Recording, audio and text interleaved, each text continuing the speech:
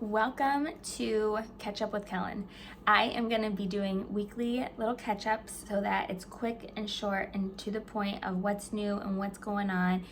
Maybe the top question of the week and the top aha of my clubhouse for the week and all that good stuff. So this week, this is the first week of May 2021, and I wanted to talk a little bit about emotions, emotional spending, emotional pricing, emotional discounting, right? When it comes to us beauty professionals in the beauty industry and, you know, how we can change that, how we can set boundaries for ourselves. And I had a coaching client of mine send me an example of what she wanted to say to her clients, and I said, with your permission, do you care if I tweak it a little bit and give you the reasons why, right? So that sparked this conversation, and I asked her if I could share it with you guys as well, which I will be doing, and then why we need to take out the emotion and why it was emotional to begin with, right? So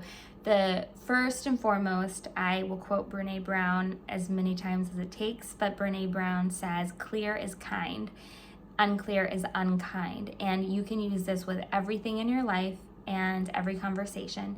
So the more clear and to the point we can be, the kinder we are, right? So as a beauty professional, as a leader, as a boss, as a owner, as a coach, right? The more clear we can be, the more definite we can be with like the answer.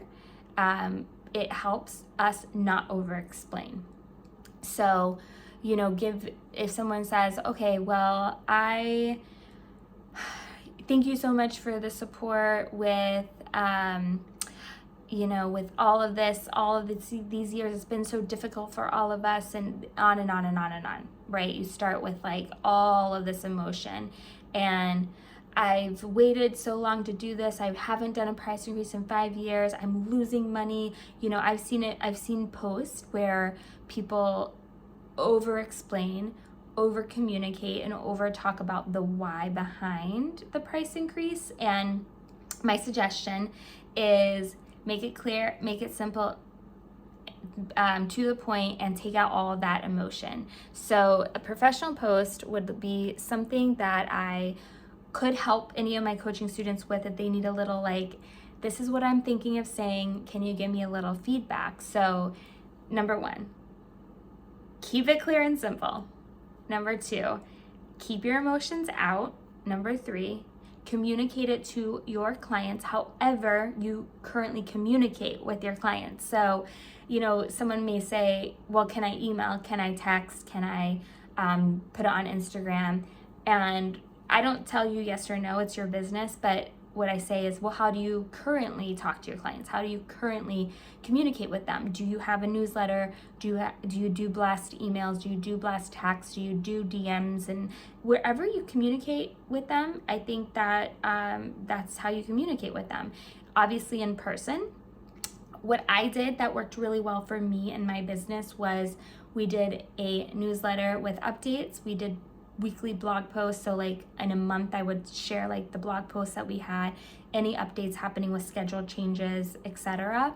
And then if there was a price adjustment or increase, I would also put those in our newsletters, and I then would post to Instagram because our clients would communicate with us in that way too when I was running a salon, and I would post to Instagram and to the point, clear and simple, so-and-so schedule is changing as of such and such day.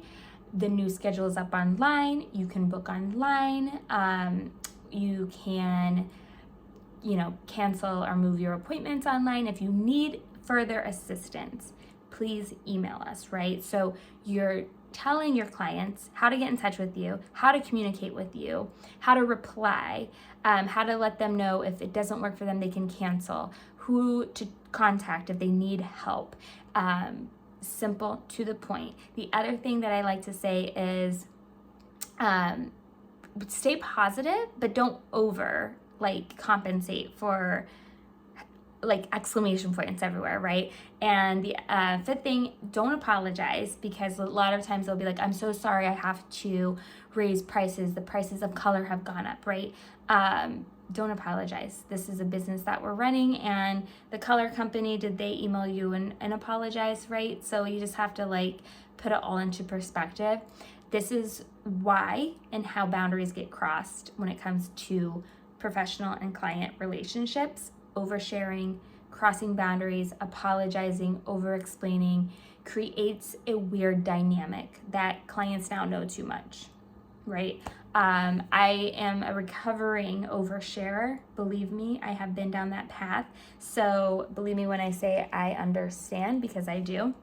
So when it comes to staying positive, like how do you stay positive without all these like exclamations, right? So I'm gonna put up on the screen for us a little, or I'm gonna put a little link for you so you can see a emotional post example and my suggestion post example and how they differ. So they differ with clear, to the point, these are the updates, this is what's changing, this is when it's changing, this is how to communicate with me, these are my business hours, and I am so excited that you've been part of my journey, and thank you so much. I am so grateful for everyone. You can still be grateful. You know, you don't have to be so like robot, but be yourself.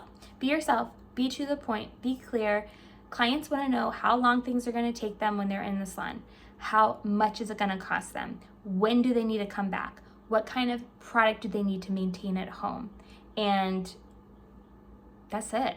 That's it, right? So all clients want to know is, when does this take place? How do I communicate with you? How do I make changes? Does this affect my appointment? When does this affect my appointment? And when are your hours? When do I book online? When can I text you? When can I email you? They just need to know. You need to set the boundaries, and they just need to know. So I hope that's helpful. And I will make sure that you know where to find the freebie of what an emotional post looks like versus what it looks like to take the emotion out. And these are all suggestions. So you have to remember, what has worked well for me may not work well for you and your business and your structure, but it might, right? So whatever little piece of information that you want to take to your business and to your price increase that will help you, please do so. And if you need any help with customized like suggestions and customized feedback and coaching, I'm here for that too. So just let me know, and I will see you guys later.